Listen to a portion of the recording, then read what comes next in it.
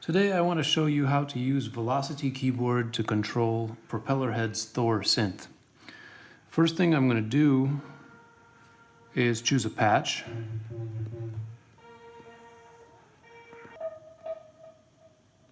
Well, this is interesting. Now,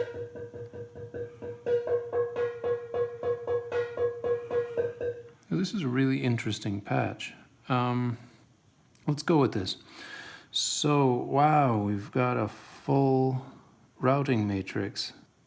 What's button 1? S-trig. I don't know what this means. Let's try overwriting this. So, is it voice key or is it must be voice key. Velocity. Routing velocity to filter 1 frequency.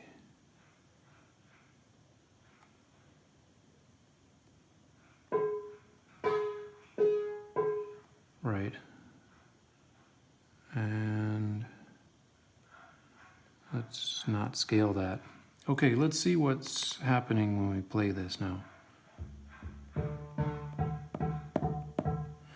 So there's definitely a velocity response happening here. That's the softest touch I can do.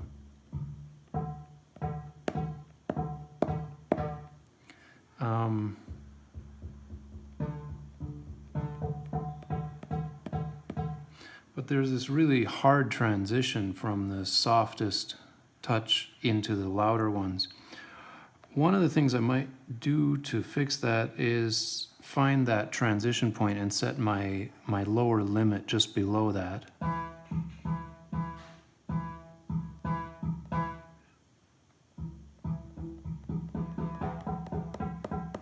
Well, that worked great. That seems nice.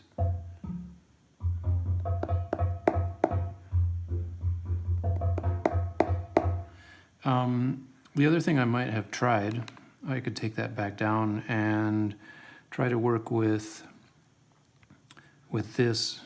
I think I could try to take the filter frequency up just a little bit below the minimum, and I might get something better out of it then. Yeah. Wow, this is a great patch for this. So the way it's set up now, we have this really wide range of tones that we're getting depending on how we touch this.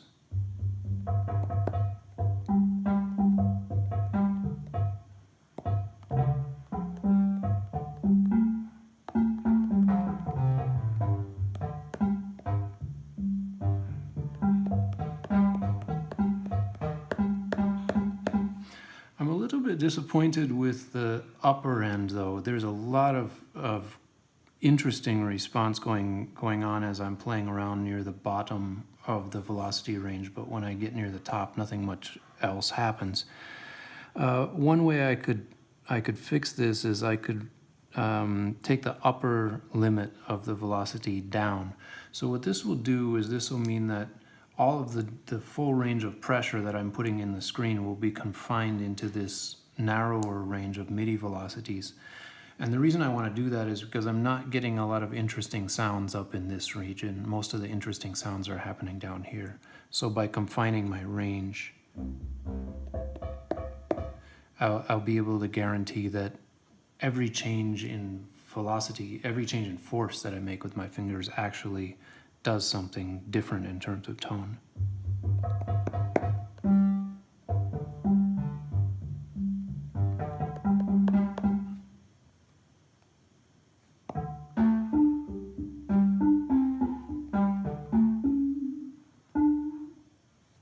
That's great. So that's the basic premise for setting up Thor to respond to velocity. Now, I didn't talk about it in this video, but I could have done basically the same thing with these CC controls, for example, with touch radius.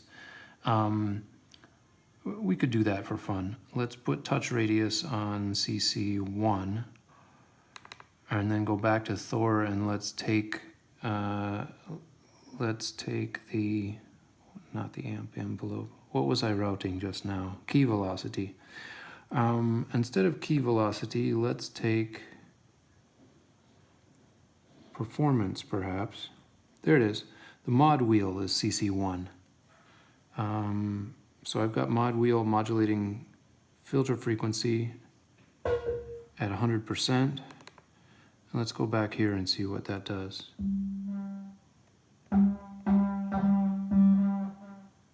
So this sound doesn't sustain very long, which means that you don't hear much of this effect, but we could fix that. Let's look at our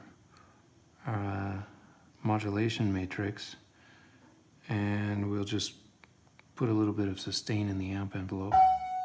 There it is.